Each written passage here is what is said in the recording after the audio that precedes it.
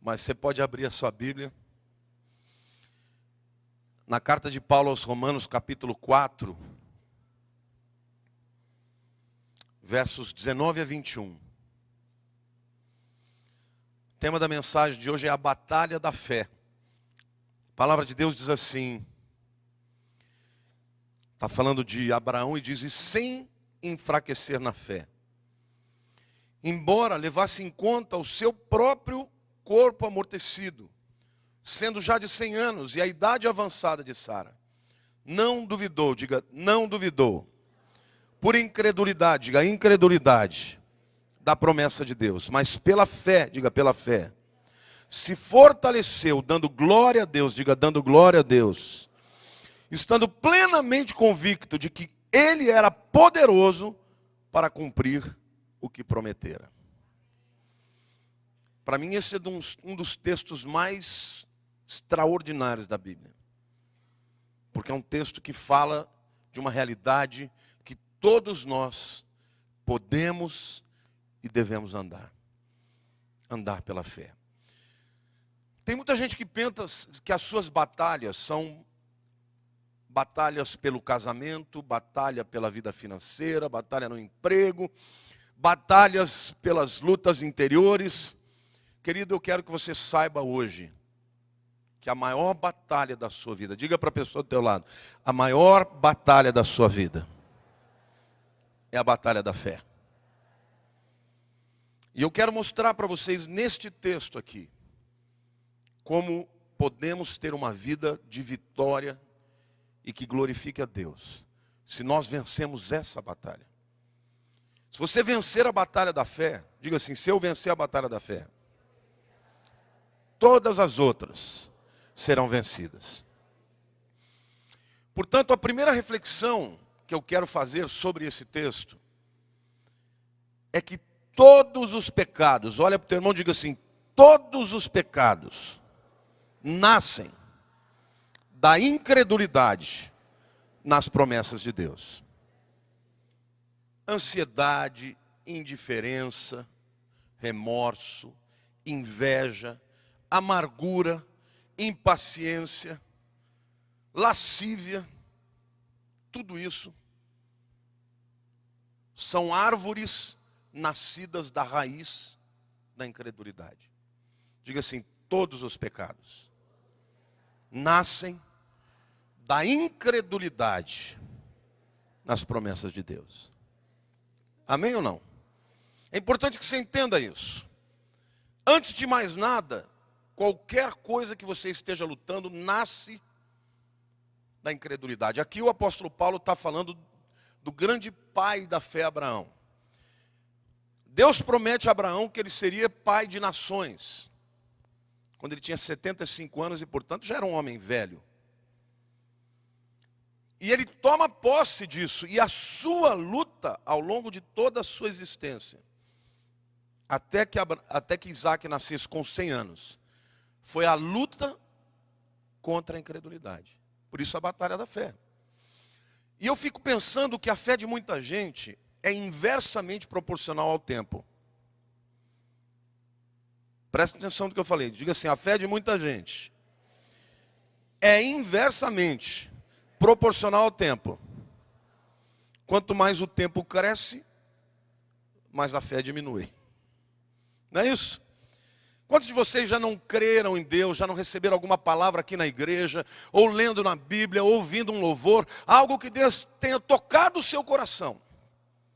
E aquilo gerou uma expectativa, uma confiança, uma fé maravilhosa. Você entrou triste e saiu daqui alegre, forte para enfrentar as batalhas. Mas aí o tempo começa a passar e as coisas não acontecem. O tempo vai aumentando e a fé vai diminuindo. Diga para a pessoa do teu lado, todos os pecados nascem da incredulidade das promessas de Deus. Amém?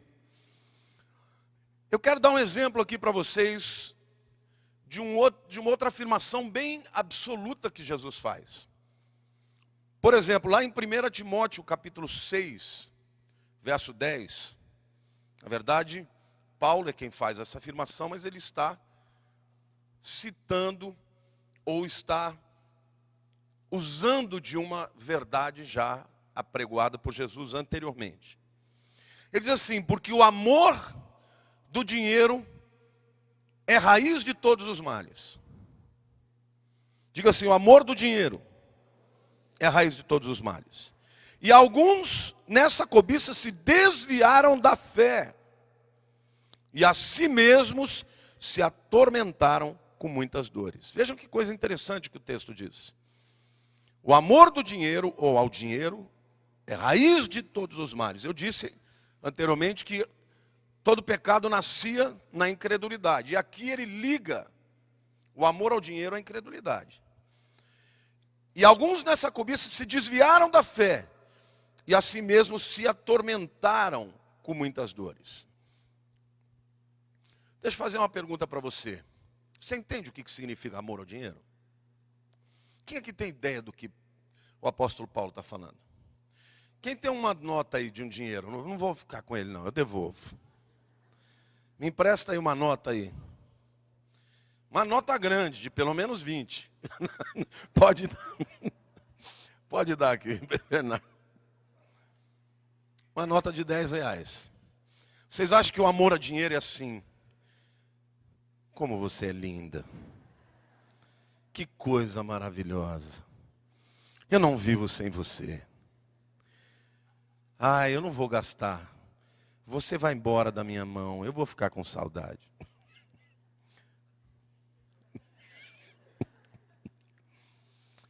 Será que é isso que Paulo está falando? Será que o amor ao dinheiro é o amor ao papel, a uma moeda? O que é o amor ao dinheiro que o apóstolo Paulo está dizendo que é a raiz de todos os males? O dinheiro, ele simboliza alguma coisa. O que o dinheiro simboliza? Poder, o que mais? Comprar alguma coisa, o que mais? Ela tocou no ponto aqui. O dinheiro representa segurança. Mas não a segurança que Deus dá. A segurança que o homem pode dar. Amém ou não? Por que as pessoas querem tanto dinheiro? Porque se elas tiverem dinheiro, elas acreditam que o futuro delas está garantido. Você já viu como as pessoas ricas são soberbas? Autossuficientes, acham que não precisam de Deus? Por quê? Porque elas amam o dinheiro. Elas creem no dinheiro, na segurança que o dinheiro dá. Elas acham que se elas têm dinheiro, elas podem tudo. Tem muita gente que por causa de ganhar um pouco mais de dinheiro já abandona Deus. Afinal de contas, eu não preciso mais de Deus. Agora eu pergunto para você, de que adianta todo o dinheiro do mundo se você tem um filho drogado caminhando para a morte? De que adianta todo o dinheiro do mundo se a tua família está sendo desfacelada? De que adianta todo o dinheiro do mundo se o médico chegar para você e disser: a tua enfermidade é para a morte, não tem cura? A segurança que o dinheiro dá, ela é falsa. E por isso a Bíblia diz que vai trazer muitas dores e muitos tormentos. Então, literalmente, quando a Bíblia fala que o amor ao dinheiro é a raiz de todos os males, a Bíblia está dizendo não outra coisa senão a fé na segurança que os homens podem dar, que a matéria pode trazer, é a raiz de todos os males. Isaías capítulo 55, versículo 1, a gente vê Deus falando com as pessoas e fala como Ele quer que a gente lide com Ele. Veja o que Isaías 55, verso 1 diz. Deus está dizendo assim: todos vós, os que tendes sede, vinde às águas, e vós, os que não tendes dinheiro, vinde, comprai e comei. Sim, vinde e comprai sem dinheiro e sem preço, vinho e leite. Querido, Deus está dizendo para você, por que você está tendo segurança no dinheiro para você poder comprar coisas, quando eu dou tudo isso para vocês abundantemente e de graça? Amém ou não? Ou seja, o amor ao dinheiro significa fazer do dinheiro o seu Deus. E fazer do dinheiro a sua segurança, o seu porto seguro. Queridos, há muita gente vivendo para conseguir dinheiro. Porque no fundo, seu coração não confia nas promessas de Deus. O coração que ama o dinheiro, na verdade é um coração que antes de amar o dinheiro, duvidou da promessa de Deus. Diga para a pessoa do teu lado, o Senhor é provedor. Diga, o Senhor é bom. Diga, o Senhor é Pai. Diga, o Senhor é que nos dá segurança. Diga, Ele é o Shaddai, o Todo-Poderoso. O Senhor é a nossa fortaleza, nosso lugar seguro, amém ou não? Este é o Senhor, é nele que devemos confiar, a Ele devemos amar.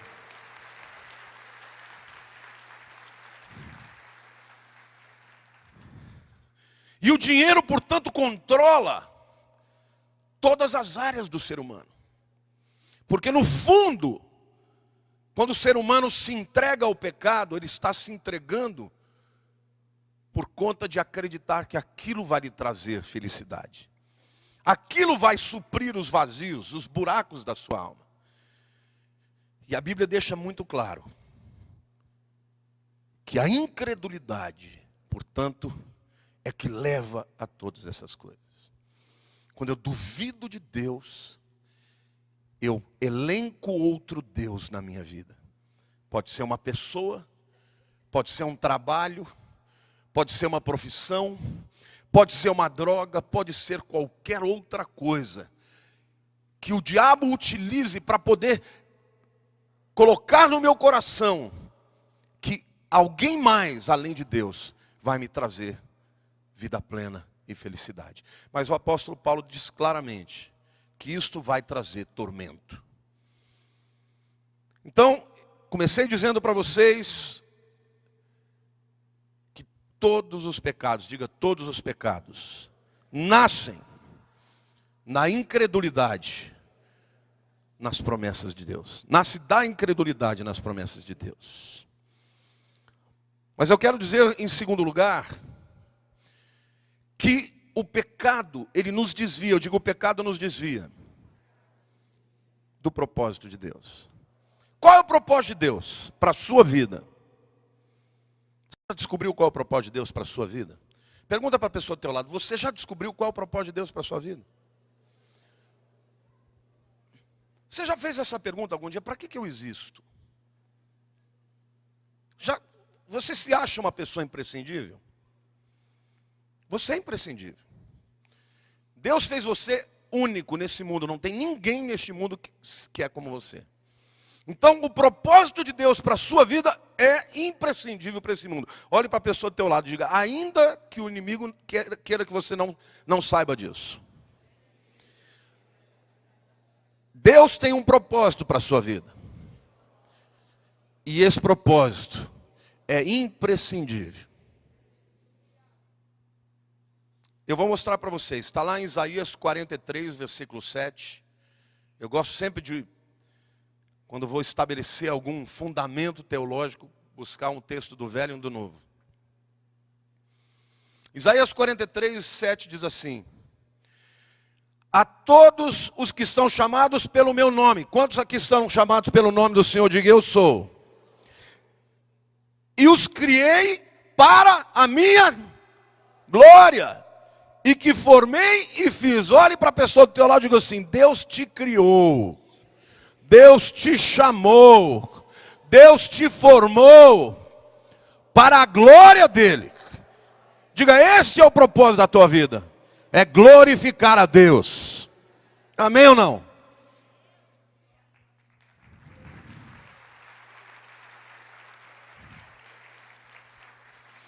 Agora vamos ler Efésios capítulo 1, versos 6 e 12. Agora o Novo Testamento, o apóstolo Paulo, falando sobre o mesmo propósito que Deus tem na nossa vida.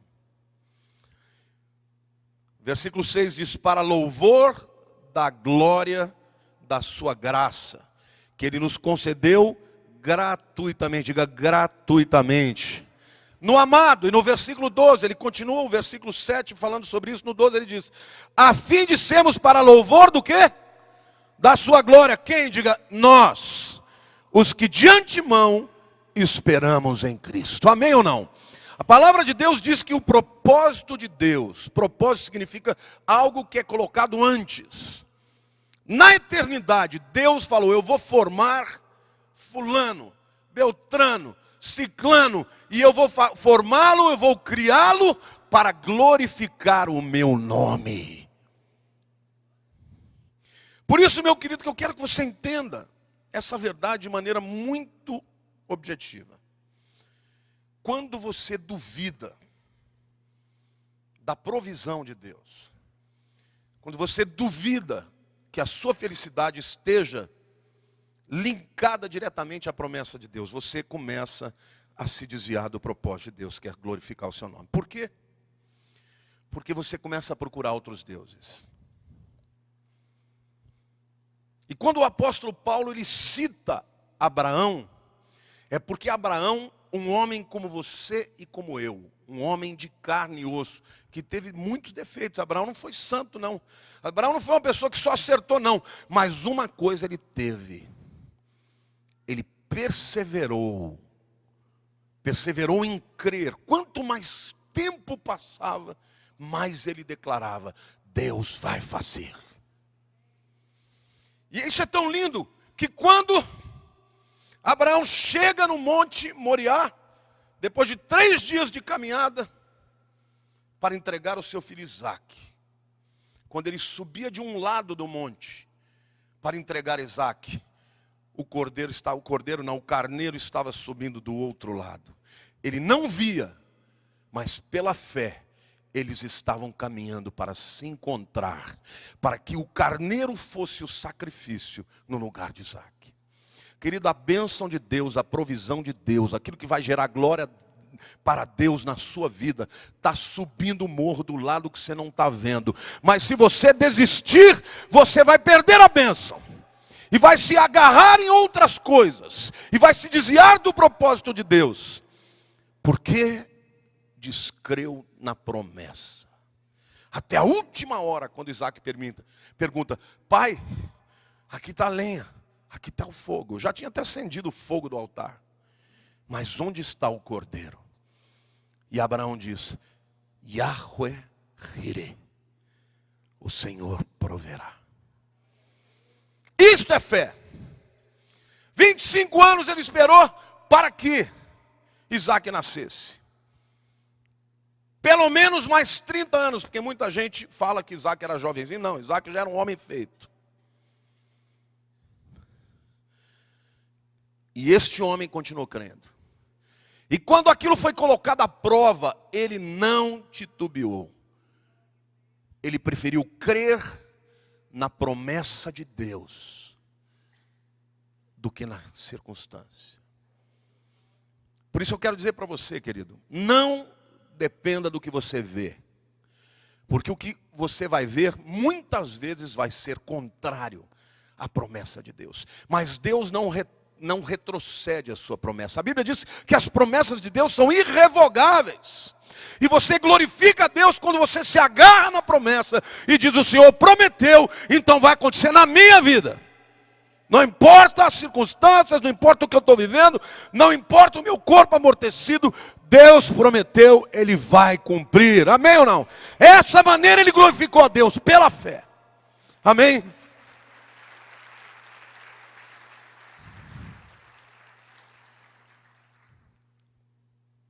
A terceira verdade que eu quero falar a vocês, na verdade é uma pergunta. Como é que nós alcançamos a razão da nossa existência? Qual é a razão da nossa existência? Pode falar alto, porque é isso mesmo. Qual é a razão da nossa existência? Glorificar a Deus. Diga, glorificar a Deus. Agora, se o alvo da nossa existência é glorificar a Deus, como é que a gente realiza isso? Diga assim: pela fé. Olhe para o teu irmão e diga assim: fé. Pura e simplesmente. Diga, porque quem crê, obedece. Quem crê, persevera. Quem crê, batalha. Quem crê, se fortalece. A fé te linka a Deus e não às circunstâncias. O versículo 19 diz assim: e sem enfraquecer na fé. Embora levasse em conta o seu próprio corpo amortecido, sendo já de 100 anos e a idade avançada de Sara. A Bíblia não diz que Abraão era louco. Ele sabia que ele era velho. Quando a Bíblia fala, embora levasse em conta o fato dele ser velho e a sua mulher ser velha, quer dizer, ele não era idiota. Ele sabia que naturalmente não ia acontecer mais. Mas ele sabia que se Deus prometeu, o sobrenatural ia acontecer, amém ou não? E a Bíblia é tão tremenda que quando Deus vem, depois desse tempo todo, Abraão não tinha a mínima ideia de como ia acontecer. Deus se apresenta a ele, Jesus aparece junto com 2 outros anjos, ele está sentado na porta da sua casa, e o Senhor chega e já logo começa a falar com ele, ele se prostra no chão, ele percebe que eram pessoas diferentes, e ele fala, ó, você vai ter um filho. E Sara está na tenda, dá aquela risadinha, e o Senhor fala, você riu, né? Ela fala, não ri não, riu sim, porque eu ouvi. Eu ouvi você falando, como é que eu vou ter filho agora?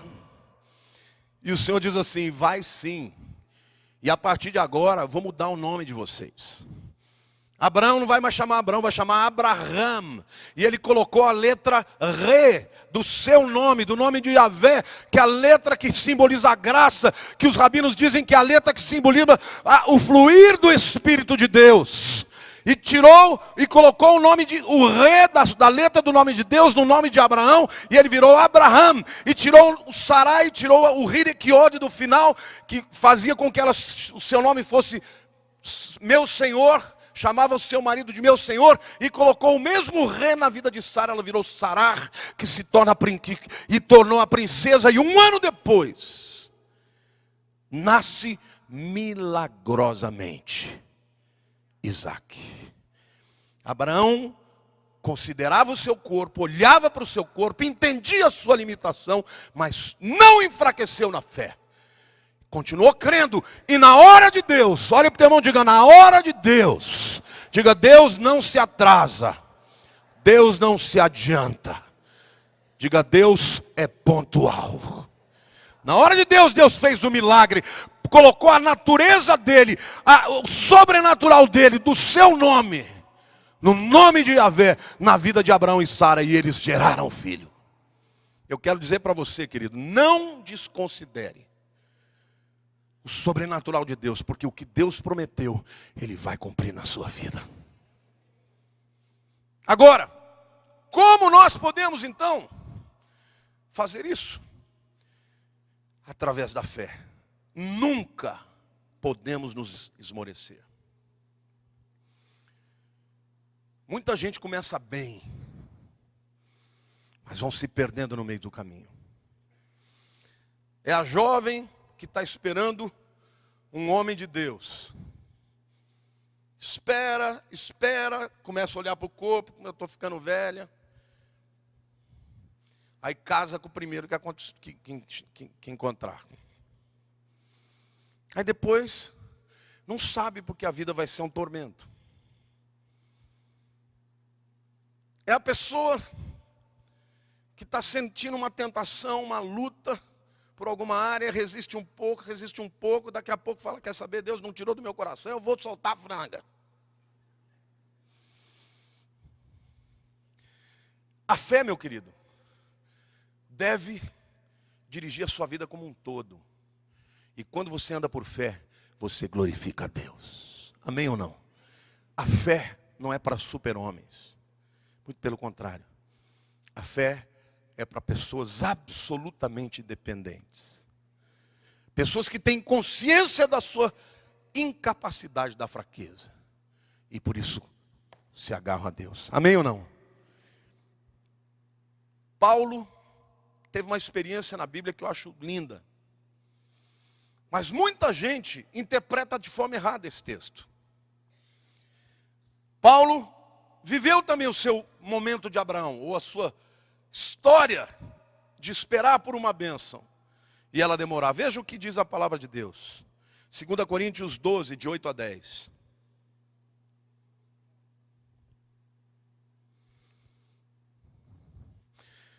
Segunda Coríntios 12, de 8 a 10. Por causa disto, 3 vezes pedi ao Senhor que o afastasse de mim. Então ele me disse: a minha graça te basta, porque o poder se aperfeiçoa na fraqueza. De boa vontade, pois, me gloriarei nas fraquezas, para que sobre mim repouse o poder de Cristo. Pelo que sinto prazer nas fraquezas, nas injúrias, nas necessidades, nas perseguições, nas angústias por amor de Cristo. Porque quando eu sou fraco, então eu sou forte. Amém ou não? A gente não sabe exatamente o que é que Paulo tinha, que espinho é esse na carne. Alguns dizem que era enfermidade, outros dizem que era alguma tentação do diabo na vida dele, que esbofeteava a cara dele, que humilhava, que deixava ele cair na real. A gente não sabe exatamente o que era. Mas a Bíblia diz que Paulo pediu 3 vezes. E, querido, tem gente que pede 200. Só que a diferença, quando Paulo falou, eu pedi 3 vezes. Sabe por quê, querido? É que Paulo tinha uma fé tão tremenda, que quando ele pedia 1, já acontecia. Para ele falou 3 vezes. Ele estava abismado. Olha, eu pedi 3 vezes, meu irmão. E Deus falou, a minha graça te basta. Quer dizer, esse não era um homem incrédulo, era um homem de fé, que tinha intimidade com Jesus, que quando pedia para Jesus as coisas aconteciam. Mas ele entendeu, depois da 3ª vez que ele pede, o Senhor fala, a minha graça te basta. Ele entendeu que Deus tinha um propósito com aquilo. E muita gente pensa, não, Paulo ficou doente pro resto da vida. O texto não diz nada disso. O texto diz o contrário. Deus fala para ele, Paulo, eu quero que você já experimentou muito poder. Eu quero que você experimente a graça. E a graça na tua vida vai fazer algo não para fora, mas para dentro. Você vai ser fortalecido na sua fraqueza. E aí ele começou a se gloriar, não porque o poder de Deus se manifestou para fora, mas porque o poder de Deus se manifestou para dentro. E ele começou a entender que mesmo quando ele era fraco, o final daquela fraqueza era o fortalecimento da sua vida para a glória de Deus. Amém, querido? Então eu quero dizer para você que Deus é um Deus que opera na sua vida para fora e para dentro. Vai haver momentos que a vitória virá e você vai vencer os inimigos, e os inimigos vão cair, mas vai haver outros momentos na sua vida, que a glória de Deus vai se manifestar, quando a sua fraqueza for encoberta pela graça de Deus. E essa fraqueza se tornará numa grande fortaleza. Amém? Glória a Deus. Diga glória a Deus. Diga o poder de Deus se aperfeiçoa na nossa fraqueza. E ele diz, porque quando eu sou fraco, é aí que eu sou forte. Sabe, querido, o diabo pode te derrubar muito mais quando se sente forte do que quando você se sente fraco. E a fé de Paulo fez com que ele permanecesse firme na fé, mesmo quando as coisas que ele esperava não aconteceram. Eu quero terminar essa palavra dizendo 3 coisas que para mim explicam a razão da fé glorificar tanto a Deus. Na verdade, são 3 características da fé que glorificam demais a Deus. A primeira característica é que a fé é orientada pelo futuro. Diga assim, a fé é orientada pelo futuro. O que nos orienta? Tem gente que se orienta pelo passado. Tem até ditados, né? Gato escaldado tem medo de água fria. O cabra tem uma experiência ruim e fala, ele passa longe. Ele está orientado pelo passado. Alguma coisa começa a aparentar a situação que ele viveu, ele já fica escaldado. Aliás, a síndrome do pânico é isso. é o medo do medo. Você passa por uma experiência ruim, e quando você começa a passar por algo parecido, você já teme. E o próprio organismo desenvolve uma maneira de escapar. E gera todo aquele pânico. O pânico nada mais é do que o medo do medo. Tem muita gente orientada pelo passado. E por isso é amarga. Tem pessoas que você vê amargas, reclamonas. Isso não é a característica delas, isso não é o temperamento delas. Garanto para você que quando ela era criancinha, ela ria, subia, brincava, perdoava. Mas em algum momento da história, a pessoa se perdeu, foi marcada por uma história triste, por uma história de derrota. E essa pessoa parou de olhar para frente, parou de ter esperança. E foi orientada pelo passado. Outras pessoas são orientadas só pelo que veio. São orientadas pelo presente. Se as coisas vão bem, glória a Deus, está tudo bem. Se a bolsa dá uma chacoalhada, a pessoa já treme. Fala, meu Deus, vou ficar pobre, vou perder o emprego. A minha empresa vai fazer um corte, eu sou o primeiro. Mas a Bíblia diz que a fé é orientada pelo futuro. E o futuro de quem crê em Deus é a glória de Deus na sua vida. Paulo sabia disso. Ele não olhava para as perseguições, pelas fraquezas, pelas injúrias, pelas tentações, não orava para isso. Ele dizia, pelo contrário, eu me alegro nessas coisas, porque o poder de Deus se aperfeiçoa na minha fraqueza. Querido, quem crê em Deus se orienta pelo Deus Todo-Poderoso, que tem uma promessa para a tua vida de que o melhor ainda está por vir. Diga para a pessoa ao teu lado, o melhor de Deus ainda está por vir na tua vida. Diga de novo, o melhor de Deus ainda está por vir na tua vida. Diga, creia, meu irmão. Persevere em crer. Segunda característica da fé, que na minha opinião é uma das razões para glorificar a Deus, é que a fé produz fruto. Diga para o teu irmão do lado, se você crê, você vai ter frutos. 2 Tessalonicenses capítulo 1, verso 11, Paulo diz assim. 2 Tessalonicenses 1, verso 11. Por isso também não cessamos de orar por vós, para que o nosso Deus vos torne dignos da sua vocação e cumpra com poder todo o propósito de bondade e obra de fé. Diga, e obra de fé. Querido, quem crê, opera. Quem crê, age. Quem crê, frutifica. Amém ou não? Você quer saber se uma pessoa crê de verdade? Não adianta nada você olhar, ela pregar bonito, falar em línguas, dar pulo, ter uma aparência avivada. Você quer saber se a pessoa crê de fato? Veja os frutos dela. Como ela opera neste mundo. E Paulo está orando, literalmente, para que Deus torne todos aqueles crentes em Tessalônica dignos do chamado. E que cada um cumpra com poder o propósito de bondade e obra de fé. E Gálatas 5, verso 6 diz assim. Gálatas 5, 6. Porque em Cristo Jesus, diga em Cristo Jesus. Diga nem a circuncisão, nem a incircuncisão tem valor algum. Mas a fé que atua pelo amor. Os Gálatas estavam brigando se devia circuncidar ou não os gentios. Paulo fala, isso é tudo figura. Nem uma coisa nem outra tem valor. Vocês estão brigando pela coisa errada. Eu quero saber de vocês o seguinte. A fé de vocês está produzindo amor? A fé de vocês tem poder? Então diga assim, meu querido. Diga, fé é poder. Poder para quê? Para frutificar.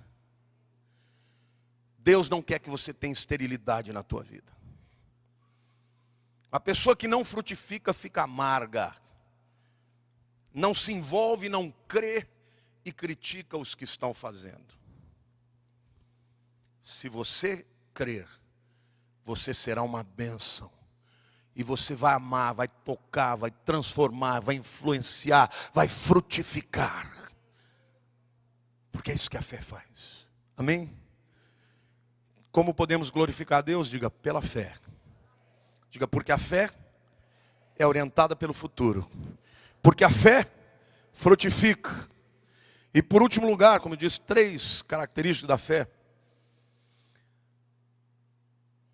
A fé só subsiste se nós estivermos em constante combate contra a incredulidade. Diga para a pessoa do teu lado aí: precisamos combater a incredulidade todos os dias. Querido, a fé não é uma coisa que você recebeu hoje e vai ter para o resto da vida.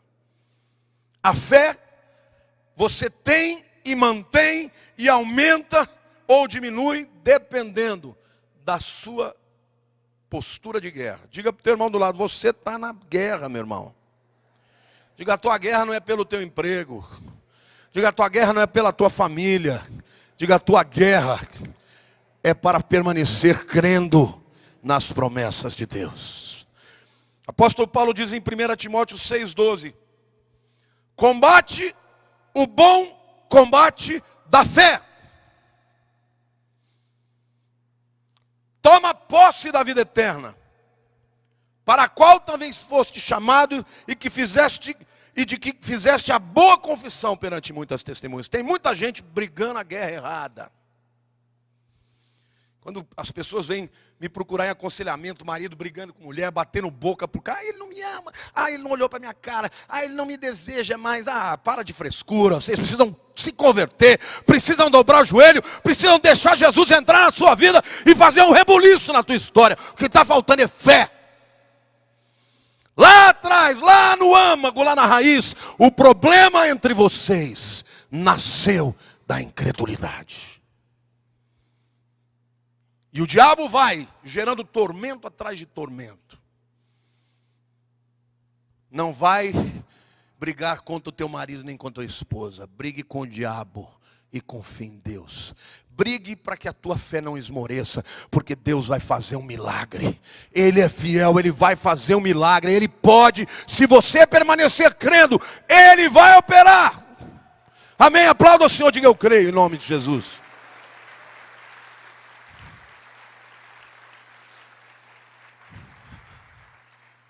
Talvez você esteja dizendo: pastor, mas não dá mais, agora já separei, já não estou mais. Querido, e daí? Desde quando decreto humano, Deus fala: ai que pena, agora não posso fazer mais nada. O problema não é Deus não ser capaz de fazer um milagre, o problema é que as pessoas desistem. Você quer que Deus faça um milagre na tua vida? Então não abre mão dele. Diga: Deus, eu não abro mão do milagre. Deus tem para você restauração. Agora você desistiu. Um dia você vai ouvir de Deus, você desistiu. Se você continuar crendo, Deus pode buscar um marido mais safado e trazer ele de gatinho para você. Você crê nisso? Você crê nisso ou não? Eu estou vendo as pessoas assim: eu creio. Eu creio. Glória a Deus, eu creio, Senhor, Tu és bom. É isso que eu estou falando. Pastor, mas você não vê o demônio que está lá em casa, querido. Querida. Deus é mais forte que demônio. Não existe melhor coisa para fazer do que agarrar nas promessas de Deus. O Senhor é Senhor, Tu és bom, Tu és tremendo. O Senhor muda o coração do pior pecador. A história do filho pródigo é essa. O indivíduo abandonou tudo, a gente não sabe. Lê o texto, é rapidinho, né? Parece que foi em 6 meses. Não, a Bíblia não fala isso. Ele foi, mas ele voltou. Porque o pai continuava esperando por ele. Diga para o teu irmão do lado: não esmoreça na fé. Diga: continue lutando. Hebreus capítulo 3, versículo 14, o apóstolo Paulo diz assim. Hebreus 3, 14. Porque nos temos tornado participantes de Cristo. Olha que texto tremendo. Se de fato guardarmos firme até o fim a confiança que desde o princípio tivemos. Você quer participar de Cristo ou não? O que é participar de Cristo? Diga para mim, o que é participar de Cristo? O apóstolo João diz, assim como veremos, seremos. Mas a Bíblia diz que nós somos como Jesus, segundo aquilo que vemos nele. Isso não é só para o futuro, não, é para agora. Se você vê em Jesus o Deus gracioso que venceu a morte na cruz, você não vai temer a morte hoje. Você quer participar de Cristo? Diga para o teu irmão do lado, você quer participar de Cristo? Guarde firme a confiança que você tem desde o princípio. E eu concluo dizendo, porque diga todo, o que é nascido de Deus, vence o mundo. 1 João 5,4, diga todo, diga eu, estou nessa. O que é nascido de Deus, vence o mundo. E essa é a vitória que vence o mundo. A nossa fé. Amém? Você pode aplaudir o Senhor e dizer, eu creio, eu recebo em nome de Jesus.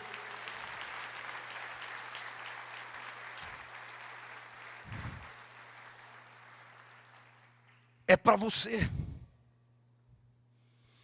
A vitória que vence o mundo é a nossa fé.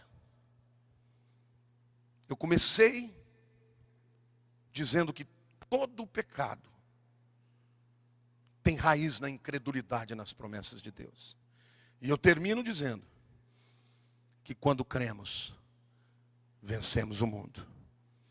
E é isto que glorifica a Deus e nos coloca no centro do propósito da nossa existência. Sabe quando você glorifica a Deus? Não é quando você tem uma promoção no emprego. Você pode ter uma promoção no emprego e glorificar a si mesmo. Você pode ter uma grande vitória financeira e dizer, olha como eu sou bom. Você glorifica a Deus quando você, em qualquer situação, você reconhece que Deus é bom e que a promessa dele na tua vida vai se cumprir cabalmente. E você anda na glória, na humildade. E na humilhação, firmes na promessa de Deus. Você glorifica a Deus quando, a despeito das circunstâncias, você crê que quem prometeu é fiel e poderoso para cumprir. Amém? Quero que você feche os seus olhos.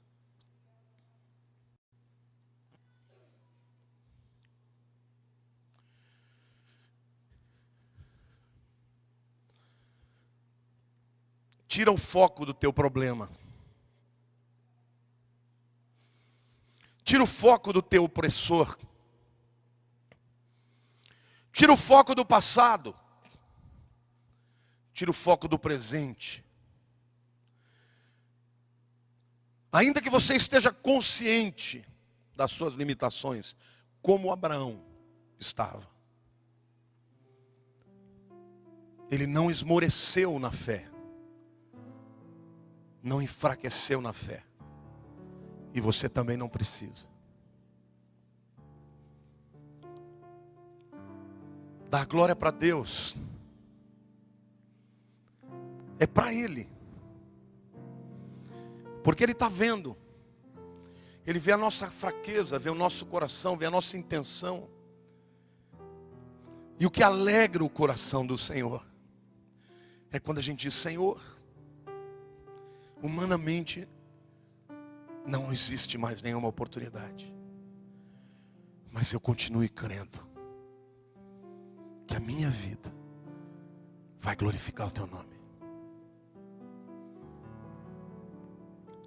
Entrega o teu caminho a Ele.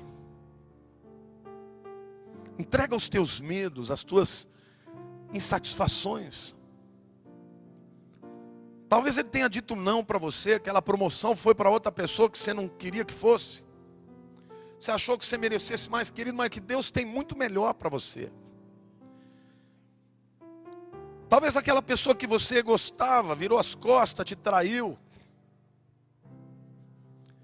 Talvez o teu chefe não tenha reconhecido você. Talvez o teu pastor tenha sido injusto com você. Mas nada disso pode enfraquecer a tua fé. Porque Deus é fiel. E Deus é bom. E as suas promessas são irrevogáveis. Diga, Senhor meu Deus, eu quero entregar minha vida. E eu quero hoje dizer para Ti, revela no meu coração os meus ídolos. Revela aquilo, Senhor, que está se tornando a minha segurança. Mas hoje eu deponho os meus ídolos, os meus amores, os meus desejos e os meus sonhos. E eu declaro, Senhor, que somente o Senhor é o meu Deus. Tu és perfeito. Tu és um Deus de graça, de misericórdia. E Senhor, hoje eu declaro, eu não enfraquecerei na minha fé, ainda que a minha carne enfraqueça, ainda que as minhas emoções esmoreçam, a minha fé não enfraquecerá, porque eu estou olhando para aquele que é fiel e é poderoso para cumprir tudo o que prometeu.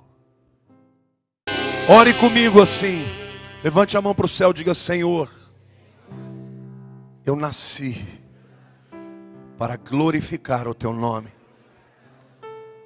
Por isso hoje, que eu entendi que eu posso glorificá-lo com fé, eu declaro para todos os meus sentimentos, para todos os meus acusadores, para tudo aquilo que os meus olhos veem, que a minha confiança está no Senhor, porque o meu Deus é fiel e poderoso para cumprir todas as promessas que fez sobre a minha vida. Em nome de Jesus, na minha fraqueza, eu serei fortalecido. Serei fortalecido quando Tu me disseres o sim e quando me disseres espera. Pai, e até o não, eu glorificarei o Teu nome. Mas Senhor, eu não aceitarei o não, a menos que Tu me reveles que a Tua vontade é perfeita. Porque muitas vezes eu abro mão do Teu propósito, não porque saiba que é a Tua vontade, mas porque duvide que o Senhor é poderoso para suplantar as circunstâncias. A minha fé é orientada pelo futuro. A minha fé é orientada pela palavra do Senhor.